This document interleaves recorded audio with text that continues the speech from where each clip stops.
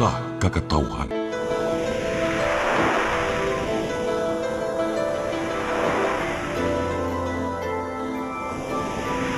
Cebu Catholic Television Network.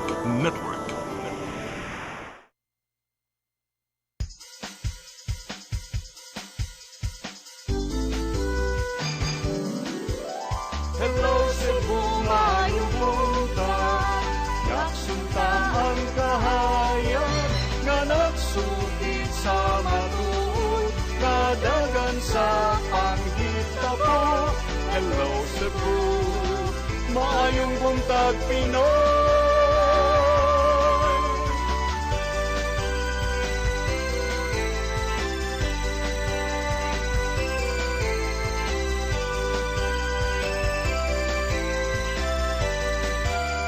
Ang katutulungan sa mga katawhan.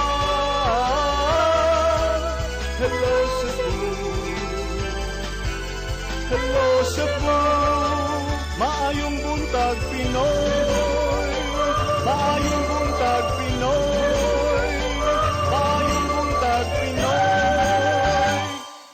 Hello Cebu, maing buntag Pinoy. Adlaw karon nga Huwebes, petsa 11 sa buwan sa Disyembre 2025. Sa nga sa kong partner Malu Inocando Tabar, ako si Attorney John Destacamento. Maguban-uban na sabtan ninyo og usa ka oras nga pagbinalitaay og panagisgot sa mga dagko nga issue dinhi sa Sugbo ug sa nasod apan sa dili pa ato sang padangat kining latest weather update gikan sa Pag-asa Visayas niya si Sir Evert John Tinio. Good morning Sir John. Good morning sir, good morning sa atong tanang tigpaminaw. Kini ang pinakabag-ong weather update para sa musunod na 24 oras.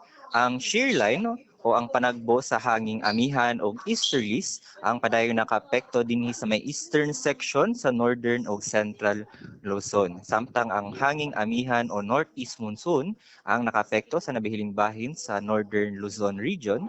Og mahitungod ang atong mga ginomonitor na weather systems, wala kini kaunsamang epekto dinhi sa Kabisayaan apan makasinati na lang kita ang tibok Visayas makasinati sa partly cloudy or medyo mapanganuron ngadto sa mapanganuron na kalangitan inubanan sa mga isolated na pagkuhan panugdog og kilat tungod gihapon na sa kaning gitawag nato na localized thunderstorms. Posible gihapon ang mga pagbaha ug pagdihili sa yuta ilabihan na sa mga higayon na aduna kitay mga severe thunderstorms na masinati.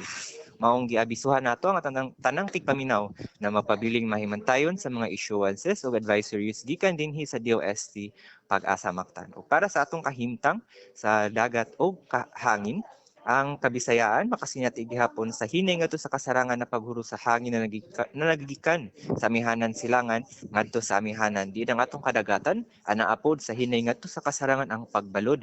Ang atong mga pagbalod moabot sa 0.6 to 2.1 meters sa katason. Ang atong temperatura para sa tibok Sugbo ana sa 26 hangtod sa 32 degrees Celsius para karong adlaw ug ang atong dagat mohunas karong alas 9:50 sa buntag ug motaong pod unyang alas 4:20 sa hapon.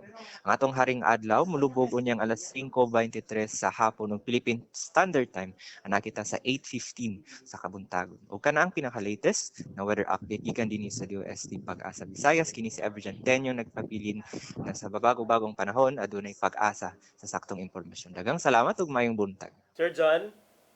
Yes sir. Kini bang, kumusta sa batong weather in like 4 to 5 days from now, sir? Because I'm asking, sir, kay hapit na magod magsugod ang simbang gabi kun Misa di Gallo. Naka-foresee ba ta, sir, nga medyo uwano ng ato ang mga simbang gabi? Doon na ba'y mga other weather disturbance nga inyong gi-monitor with sa sud or gawa sa par? So, sa pagkakaroon, based sa atong tropical tropical cyclone threat potential, aduna kitay low chances pa na aduna tay makitaan na usa ka bagyo or usa ka low pressure na maporma dinhi sa may week 2 para sa December kana ana from December 17 to December 23, 2025.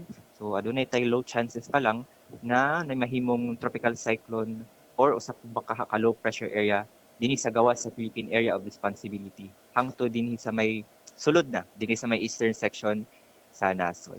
But for the coming days, maka-expect ta og generally fair weather.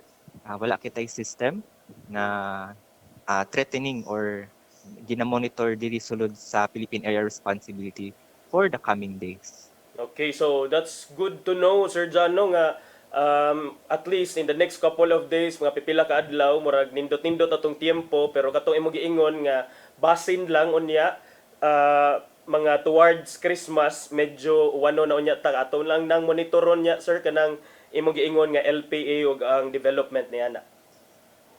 Yes sir, no. So sa pagkaron, moto ang mention ako gani low pa siya, so mo advise ta sa atong mga tanang tigpaminaw na biling tang monitoring aning atong mga gi-release na mga information may tungod aning atong dagan sa panahon. Okay, daghang salamat Sir Everjohn Tinio gikan sa Pag-asa Visayas, og good morning ninyong tanan diha sa inyong buhatan, sir. Walay sa payan sir, good morning po ninyong tanan. Mao kadto atong latest weather update gikan sa Pag-asa Visayas, ug karon atong lilion ang mga front pages sa mga pamantalaang lokal ug nasyonal. Ug atong sugdan sa Sunstar Cebu. Sa Sunstar Cebu, audit finds duplicate beneficiaries in Naga. Sa Super Balita, tulo ka sunog nagsunod sa Sugbo. Sa The Freeman, CBRT faces delay. Sa Banat News, duha ka sunog miulbo sa dakbayan sa Sugbo ug Mandawi. Sa Philippine Daily Inquirer, co-passport cancelled. Marcos vows more cases. Sa Philippine Star, Zaldico's passport cancelled according to Marcos. Sa Manila Bulletin, Zaldico's passport cancelled, says Marcos. Ug sa Tempo, Marcos orders hunt for Zaldico. Mao kadto ang mga dagko nga balita nga migawas sa mga pamantalaan dinhi sa atong pagbalik mga balita. Please stand by. Hello Cebu, hello Cebu, maayong buntag Pinoy, maayong buntag Pinoy, maayong buntag Pinoy. Discover the beauty of the Philippines.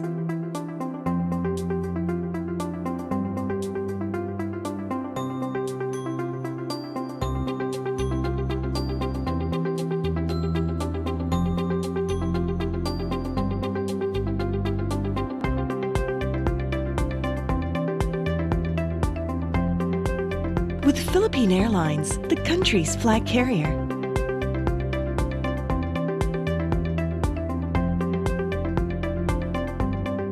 The airline that lets you feel the warmth of the nation.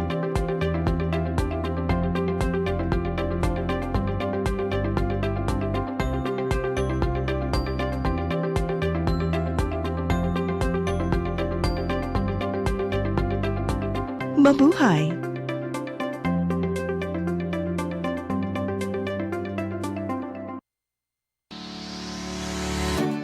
Looking for the best internet deals in Negros Oriental? Phil Products Negros is here to bring you fast, reliable, and affordable internet with plans made just for you. For as low as 899 pesos per month, enjoy speeds of 50 Mbps, perfect for streaming, working, or studying from home. Need more speed? No problem.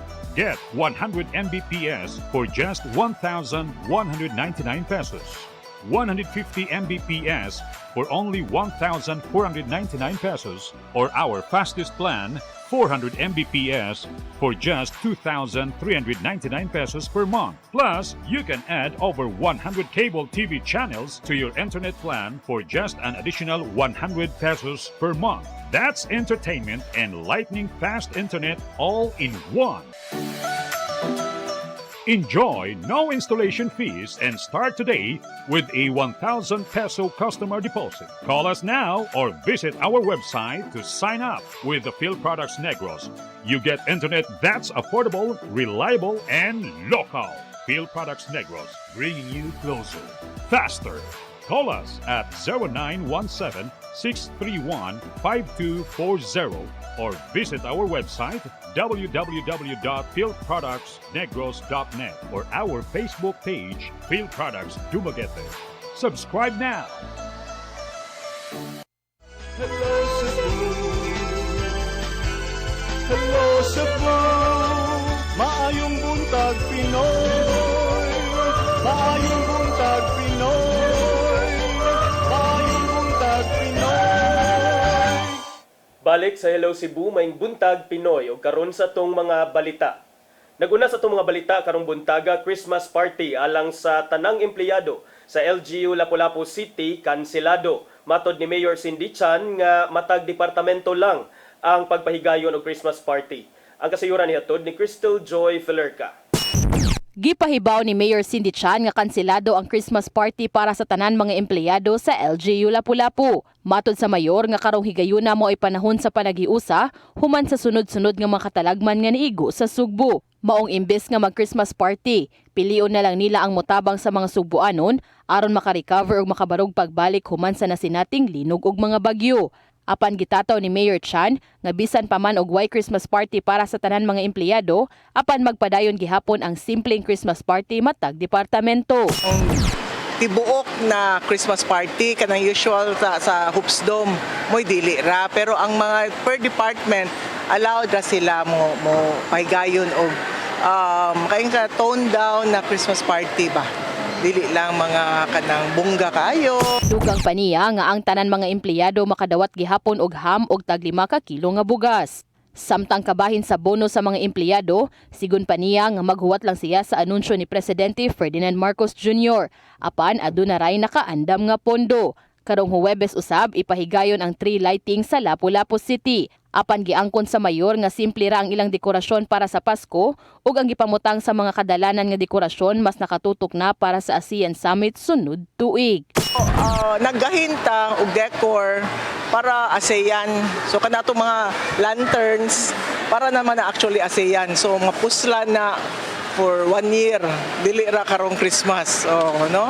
I know ang ubang mga syudad, ang mga ubang munisipyo gani ra bungga jud kay mga Christmas decor. Pero siguro para nako di kay na priority kay kahuman asa man nimo ibutang na. So wa tay ka storage ana.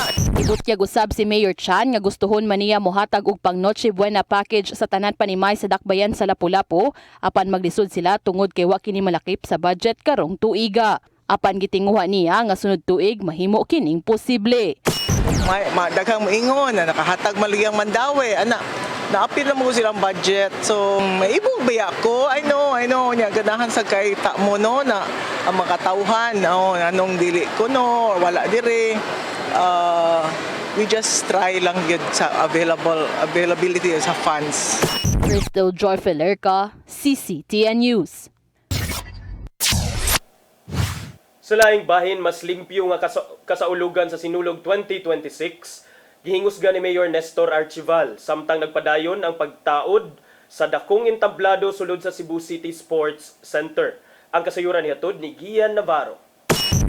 Usa sa mga gingusgan karon ni Cebu City Mayor Nestor Archival mao ang mas hinlo og environmentally friendly nga kasaulugan sa Sinulog 2026. Giawhag sa mayor ang tanan nga mogamit na lang og tumblers inay nga mamalit og mga binotelyang tubig sa gawas. Tungod niini, buot manaod ang syudad og drinking water station sa palibot sa mismong ruta sa parada uban kini sa pakigalayon sa Metropolitan Cebu Water District. Tumong sa maong inisyatiba aron maminusan pa ang mga empty plastic bottles nga nagkatag lang sa dalan human sa maong kasaulugan. It's not automatic, it's more of a slow, this is slow advocacy in a way, no? Kay mingon ka nga unsa na malay dadon nilang di man ta ready. But we are asking them, i-ask na to ang mga tao nga mananaw nga please bring your own tumblers. Kung isgutan ang mga pagpangandam, ana pa sa 60% ang nakumpleto sa habig sa dakbayan. Nahimutang na ang tanang mga logistical concerns hangtod na sa performances sa matag participating contingents. Gisugdan ning simanaha ang pagtaod sa grand stage sulod sa Cebu City Sports Center. Gilao sa nila ang pagtambong sa hangtod 5 milyones ka mga bisita gikan sa sports complex hangtod sa palibot sa parade route. So among giawhag ang ato mga contingents pagpa-schedule namong daan diri sa Cebu City Sports Complex sa Sinulog Foundation para sa ingon mahatagan mo og slot no sa pag-practice diri sa ato ang stage mismo para sa blocking. Di na pa may nakaroon ng 18 ka mga konsihal o tanang department heads sa mga pagpangandam sa maong dakong kasaulugan. Kini aron masiguro ang kamalampuson o kahinlo sa fiesta nga may tabo karong Enero sunod tuig. Ang glass nga kanang imabutang lang sa bulsa, nya imong ma-reuse. So muna atong gi-encourage. The same way unya dinhi sa Sinulog yan. Ian Navarro, CCTN News.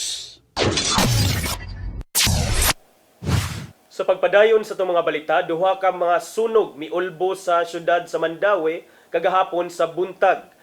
Lakip na ang usa ka kumpanya nga nagbaligya og styrofoam. Moabot sa 10 milyones ka pesos ang danyo sa maong mga sunog. Ang kasayuran ni hatod ni Mary Rose Sagarino.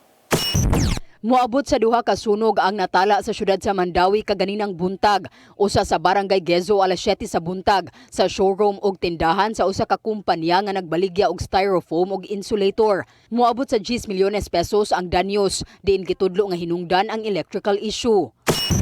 Okay. So, paglingi niya sa storage area, ako na kayo. So, mo ginay danan dito. Ang mga initial nga investigation sir, one dito sir, electrical faulting dito. Okay, ground floor nagsugod.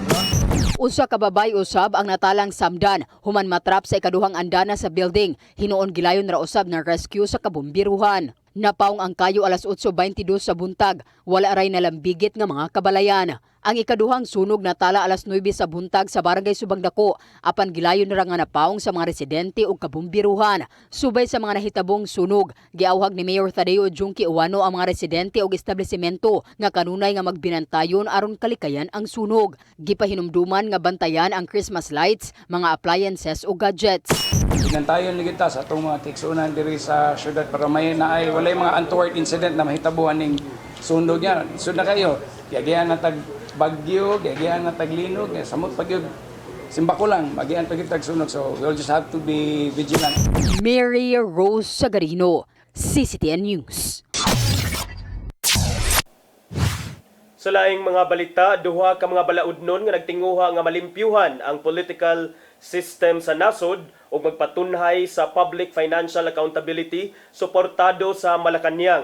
Kini pinaagi sa paghatag og prioridad sa transparency o party list reform bill. Ang kasayuran ni hatod ni Randy Gorion. Gikumpirmar ni Presidential Communications Office Undersecretary Claire Castro nga suportado sa Malacañang nga iprioridad ang duha ka mga balaudnon nga gipangamahanan ni Senador Bam Aquino.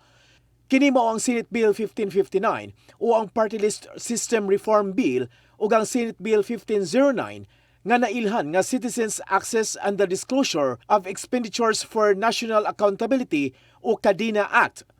Matud niini nga ang desisyon ni Presidente Bongbong Marcos Jr. nga ilakip ang duha ka mga balaudnon sa priority legislative agenda timailhan sa lakang alang sa pagkabot sa institutional transparency ug pagpalig-on sa marginalized sector.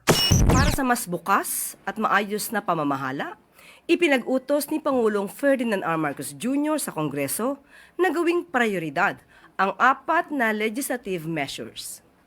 Alinsunod sa hangarin ni Pangulong Marcos Jr. na magkaroon ng bukas at inklusibong pamamahala, ipinag-utos ng Pangulo sa Kongreso na gawing prioridad ang Anti-Dynasty Bill at Party List System Reform Act. Kasama rin dito ang Independent People's Commission Act at ang Citizen Access and Disclosure of Expenditures for National Accountability o ang CADENA Act. Mapasalamaton usab si Aquino sa lakang sa palasyo pagsuporta sa balaudnon nga nagtinguha aron maundang na ang pagpangabuso. Nasayran ubos sa Party List Reform Act, tinguha nga mabag-o ang sistema ug masiguro nga tinuod nga mahatagan og representasyon ang marginalized ug underrepresented sectors inay sa political dynasty.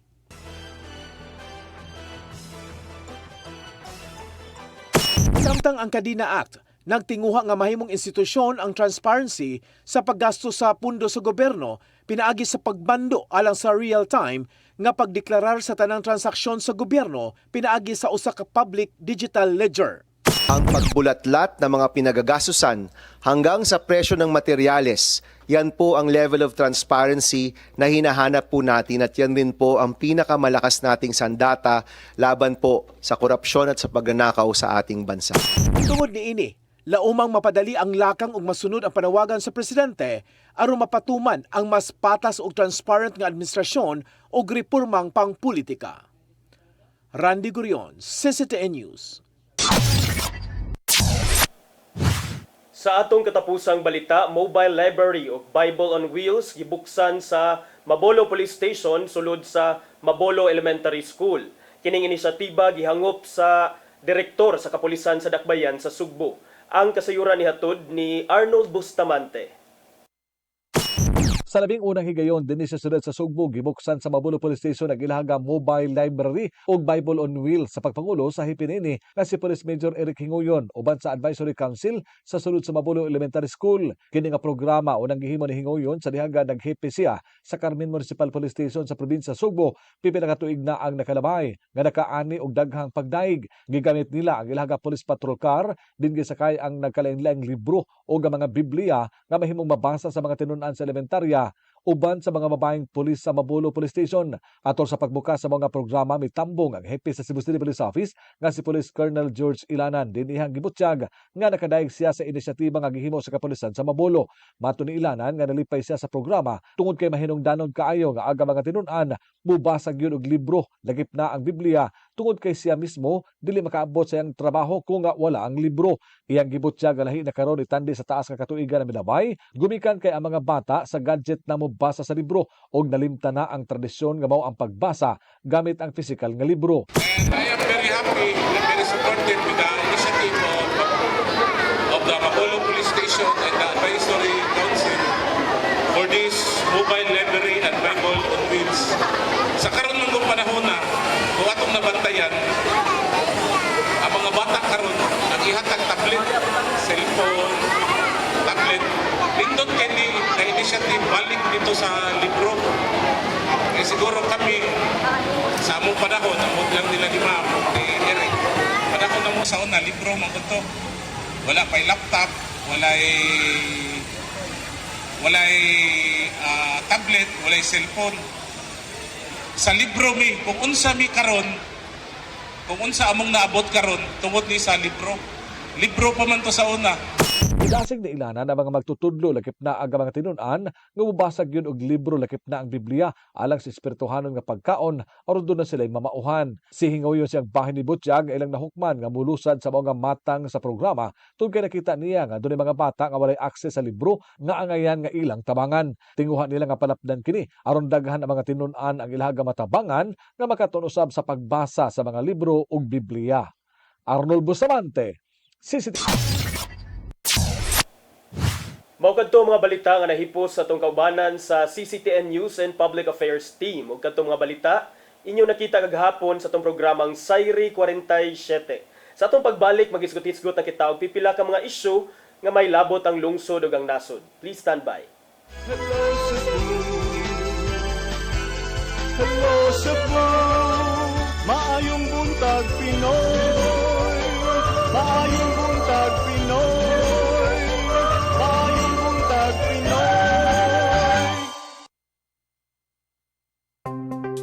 Discover the beauty of the Philippines.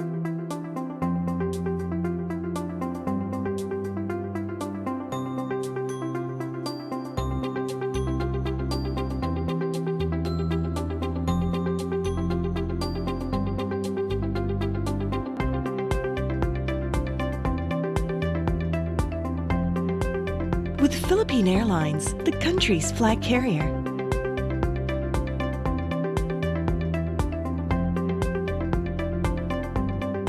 The airline that lets you feel the warmth of the nation.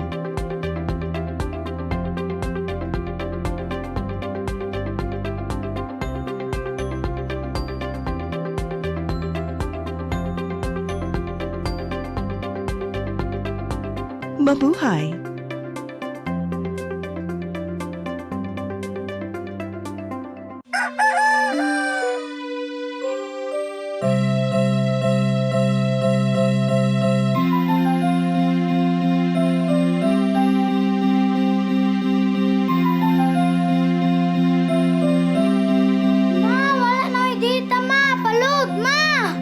Sorry ma'am, na late ko. Nangita pa mong para internet sa kong anak ma'am. ay wala na problema pag sinisibo. Sinisibo, sinisibo. For your internet connection. And for the signal of your cable TV. So fast and straight the transmission to your phone. Sinisibo. Sinisibo, sinisibo. Offers you to have fiber optics.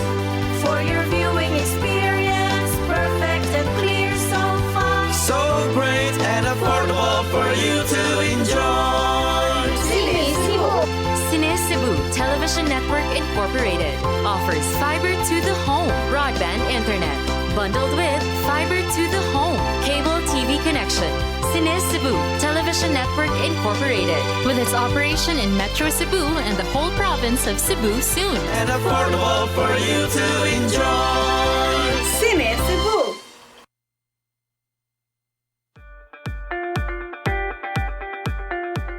Congratulations! Nunito Tatay Dodong A. Lamchua, awarded as Cable TV Maverick, Father of Cable TV in the Philippines, given by Philippine Cable and Telecommunications Association Incorporated, PCTA, from Phil Products Group of Companies.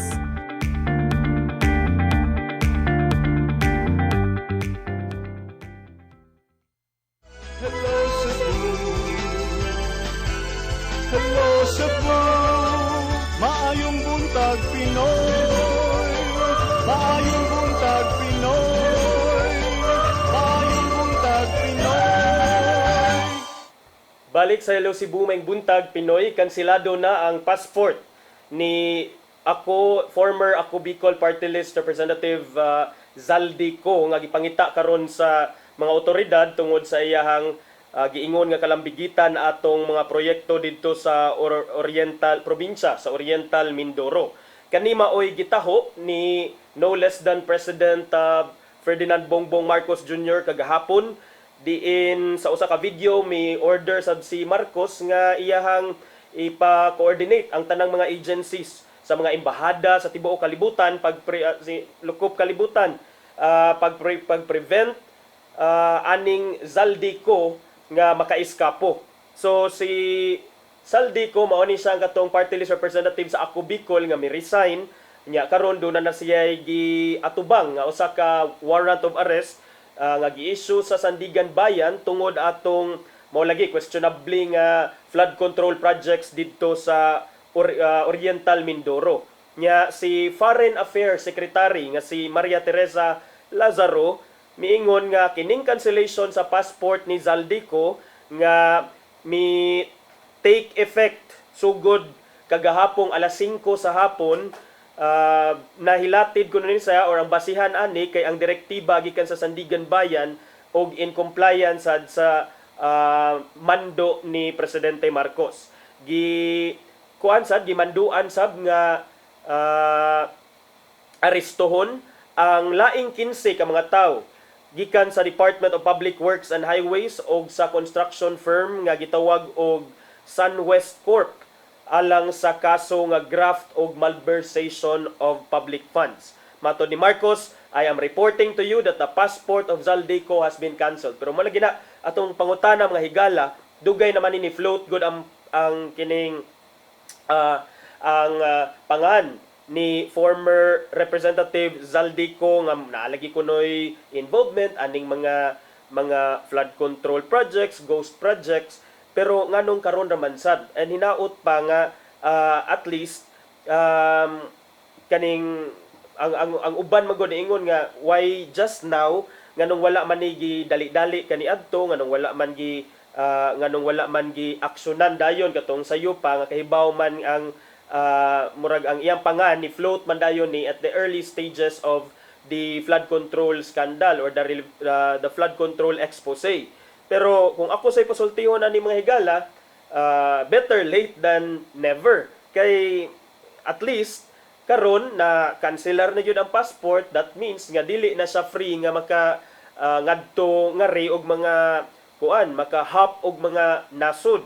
Dili na unya sayon sa iya kay wala naman siya pasaporte nga gi-issue giluwatan gikan sa nasod sa atong nasod kay gikanselar na lagi. So matud ni Presidente Marcos nga iya na kunong gi-instruksyonan ang DFA ug ang kapulisan nga mo coordinate sa mga embahada aron pagsiguro nga ang kaning atong pangita nga si Zaldico will not be able to hide in our country matud niya. In case he goes there, they should report to us so we can bring him back to the Philippines. So sa miagi sad nga usa ka press briefing, si John Vic Remulla nga maoy sekretary sa DILG, miingon ni siya nga si Ko is believed to be in Portugal. Na ako ni didto sa nasod sa Portugal, dapit ni didto ni sa Europa mga higala, nya ang kining nasod sa Portugal wala ni siya extradition treaty with the Philippines.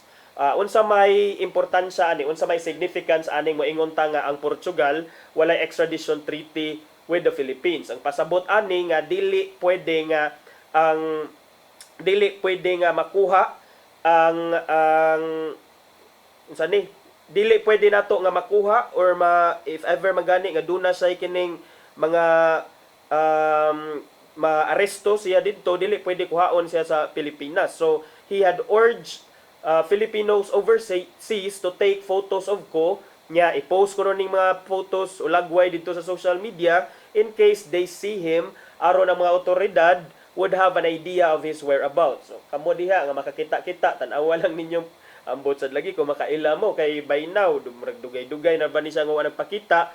So ambot kung mailan sa basad ka ni si Zaldico. And then si Ko reportedly left the Philippines for a medical check-up niadto pang July 19. A few days, July 19, so pipila ni kaadlaw una nahitabo tong sona ni Marcos diin ang iyahang then human ato si Marcos ni order og investigasyon sa mga giingon nga substandard og mga ghost flood control projects didto sa iyang ikaupat nga State of the Nation address pag Hulyo. Nya kini si Zaldico nga usa ka resigned lawmaker atong mahinumduman sad, in fairness to him, nga nag-release siya video kanang iyang video nga atong gipakita diha.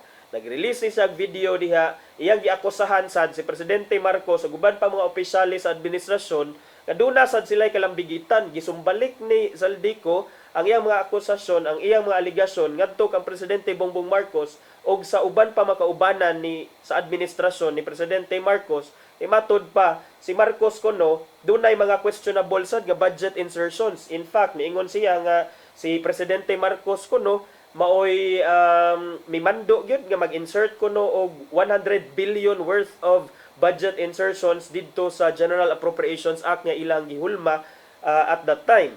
Pero ang Malacañang dali nga mihimakak ni ini mga aligasyon ni Zaldico. Nya in addition atong iyang mga akusasyon ni Zaldico, nagpagawas pa ganito siya og mga picture sa mga maleta. Daghan kay mga maleta. Kato ko mga maleta ha kay for delivery ko no to, kwarta ko no ang sud ato, ambot lang sad giamplihan sa unta to para makahibaw jud ta nga kwarta bagyod ang sulod. Kay pwede ra magud ta maka-picture og mga maleta diha sa kuan mga gala, diha sa department store. How sure are we nga ang mga sud sa datong kwarta? It's easy to say that, especially nga kaning klase sa statement kining giluwatan nga pamahayag ni Zaldico kay kuan ni siya, dili ni siya under oath, wala ni niya gihuralan, wala ni notaryuhan, dili ni in a form of affidavit. So pwede ra gyud nga bisag unsa lang ang iyahang ipangsulti diha, he cannot be cited in contempt because the statements were not made during an inquiry in aid of legislation before our Congress, whether in the lower house or in the Senate. So kana sad kung illegitimate sa unta, mas nindot unta to nga iyang i-reduce in a form of an affidavit ang iyahang statements para makaingon jud ta nga naay semblance of legitimacy, nga naay semblance of genuineness, authenticity, nga willing jud siya mo testify because mo stand by his words yun siya. Pero kanang mag-release sa kag video, mag-release sa kag photos on social media, medyo dili kay ta mo kalawat ana because dali ra man kay na bakwion niya later on without any consequences, because what will stop Zaldico from taking back those statements? It's not under oath, di ba? Wala, dili siya ma-cite in contempt, dili siya makasuhag perjury, wala, kay dili man siya in affidavit form. So kana sad, but in fairness to him, mo na iyang gipagawas nga nagpagawas siya in social media, o kani video niya iyang ginganlan si Presidente Bongbong Marcos uban pang mga opisyales sa atong gobyerno nga sila mismo appeal aning flood control scandal. So, but then again, whether asa na sila, nagbalibol na sila diha mga higala, depende lang sa kung kinsay makabirada, pero kita diri nga, kita nga mga yanong lungsuranon, kita nga mga nagtanaw sa ilaha, kita nga wala nagtrabaho sa gobyerno, nagtanaw lang ta sa ilang performance, dapat dili ta magpalinlang mga higala.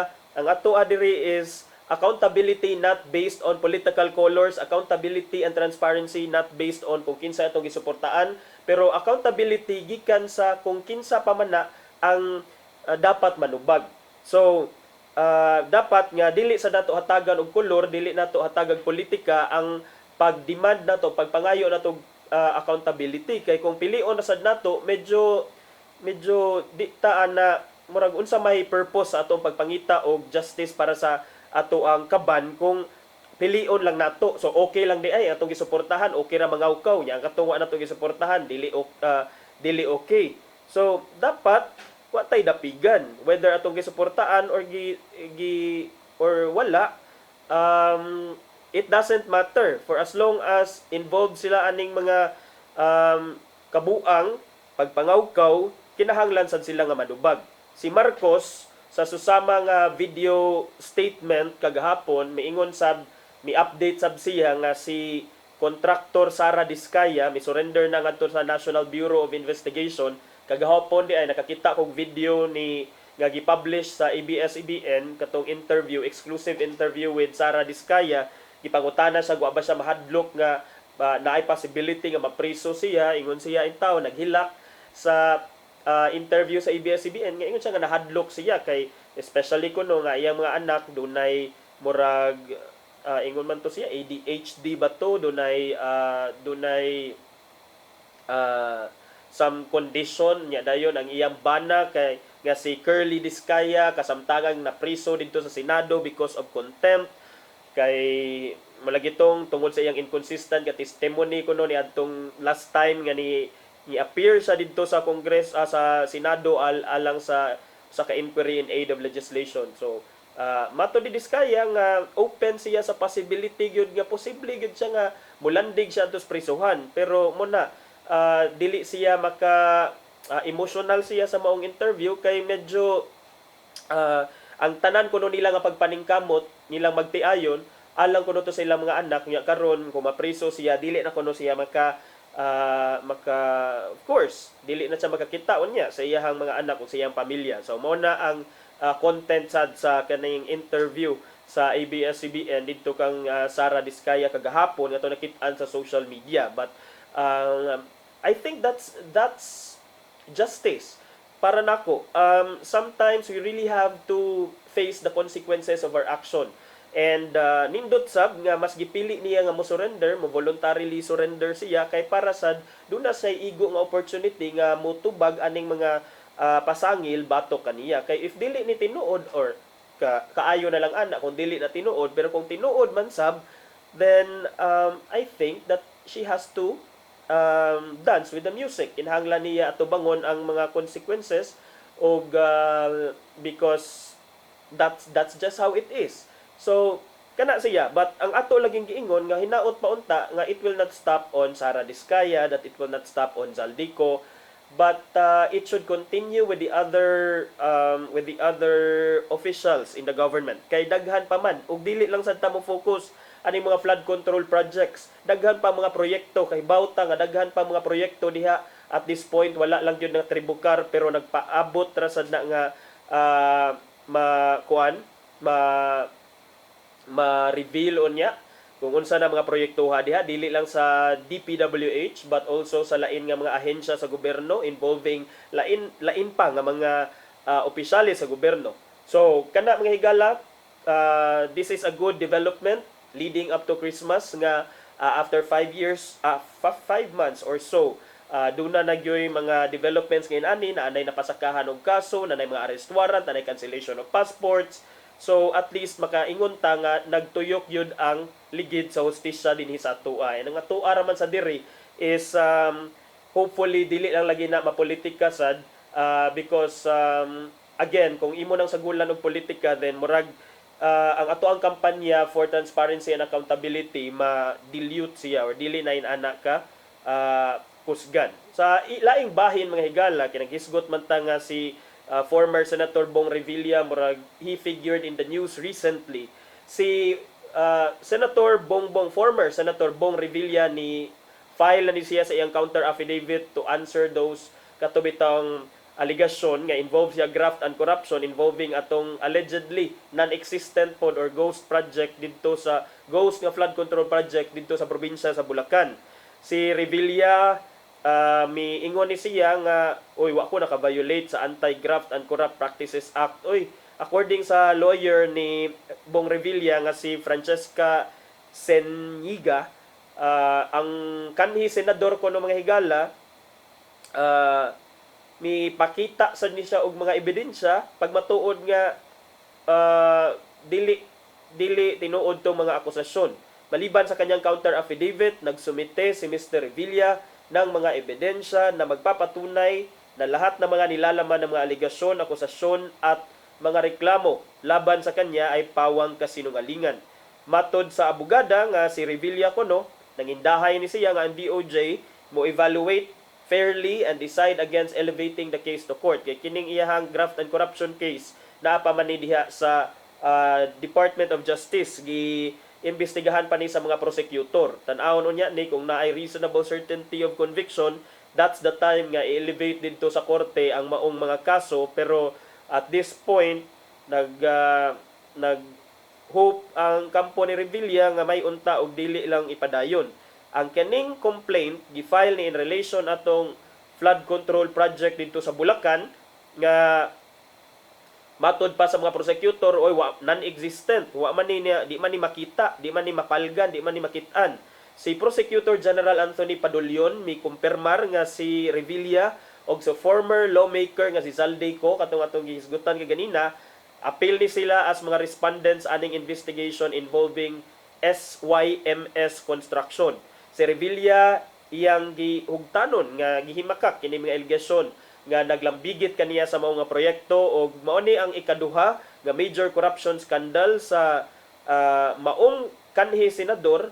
Human siya ni adtong 2013 giakusahan sad ni siya nga mao'y largest contributor of legislative funds alang sa mga giingon nga scam organizations nga gimugna ni magpapatigayon businesswoman Janet Napoles.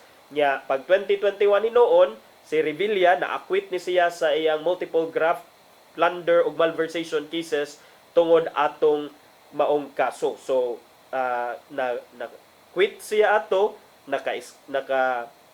na-exonerate si former Senator Bong Revilla ato, but I don't know with this one nga karon nga bag-o nga kaso nga iyan sang giatubang kung makalingkawas ba siya ni ani. So mao na mga higala mga developments. Si Zaldeco ang iyang passport gikanselar, nya si Bong Revilla ang iyahang na file na imakak siya sa mga aligasyon. Nya apit na madyong Pasko mga higala, nya unsa toy promise ni Presidente Bongbong Marcos? Christmas gift kuno niya sa mga Cebuanos. Ang Christmas gift to Cebu kining Cebu Bus Rapid Transit Project, pero ay man murag ang tud karon sige na lang yung kadilatar, kapila naman na dilatar ang bus rapid transit manghigala murag kanus aka ni siya in operation, murag pila naman ni siya ka tuig nga giplanuhan, nadilatar ang pag-implementar, kadaghan nga tuig nya karon nasad nadilatar na sad ang pag-launch sa package 1, inauguration sa CBRT package 1 nga supposedly scheduled diadtong December 12. Pero ang konfirmasyon sa presidente, ang attendance sa presidente karon sa event December 12 wala pa, pending pa, wala pa. Nya according sa Information Office sa dakbayan sa Sugbo sa ilang advisory gikan sa Department of Transportation nga na-postpone na sad kuno ang maong launching sa Cebu Bus Rapid Transit. So kanus adyo ka ta makasakay aning Bus Rapid Transit nga murag way back 2010s or even as early as 2000s panigi plano nga project nya hangtod karon wala pa gyud ni siya ni come into fruition. Nanay mga structure nga nakita nato diha pero inoperative lang gihapon. Meanwhile ang ato ang problema sa traffic o ang atong problema sa kakuwang og transportasyon nga kanadjong transportation nga dependable nga transportation ba nga naadyoy masakyan unya dayon kining dili magsiot ang mga tao unya komportable ambot lang kanus adyod ka ani mga higala. So Christmas gift to Cebu, well murag it seems nga dili na sad ta makadawat niya ng maong Christmas gift nga Cebu BRT. Okay, so wala na tay oras mga higala ato sang ipadangat kining giandam ni Tatay Dudong nga pulong og kinabuhi.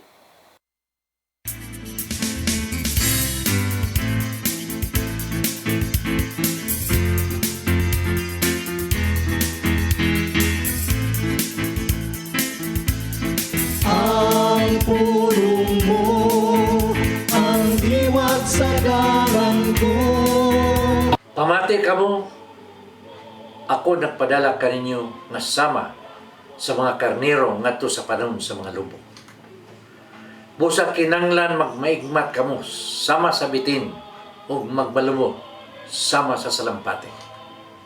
Kini ang gisulti ni Jesus diha sa Mateo 10:16 ngadto sa mga apostoles. Unsa may iyang ipasabot nini? Kung datong pamalandungan, kini maong sugo ng kinanglan ug balansi sa unang-una. Ang bitin maalamon ug lantip kayo ang mga mata. Dali nga makaton. Samtang nga salampati usa ka inosente ug malumong nga mananap. Atong hinumduman nga ipadala kita niya ngadto sa panon sa mga lubo aron kinanglan magpakakarnero usab kita. Kung dili kita makamamubalansi sa atong mga kinaiya, lagmit ka madala kita ngadto sa kalibutan. Unsa ron to pagsangyaw bahin sa ipamulong ni Kristo, kung dili kita kamaw mo paubos. Mo kini ang unod sa atong panultibo. Kitang tanan gipadala aron pagsangyaw sa ebanghelyo diha sa atong trabahoan, sa atong mga silingan, ug ngadto sa mga estranghero. Maigsoon, mao kaniyang pulong nga maghatag og giya kanato karong adlaw. Magampo kita sa ngalan samahan sa Anak sa Espiritu Santo. Langit mo nga mahal, nangayo kami nga imo kaming hitsason sa among pag-alagad kani. Himuwa nga magbalampuson kami sa among tahas dinis sa imong hinimong kalibutan. Ayaw itugot nga madala kami sa litag kadto sa kagitgit. Naunta kanunay kami naas sa imong kiliran. Kining tanan among gipangayo pinagi sa imong bugtong anak ka si Kristo. Amen. Samahan sa Anak sa Espiritu Santo.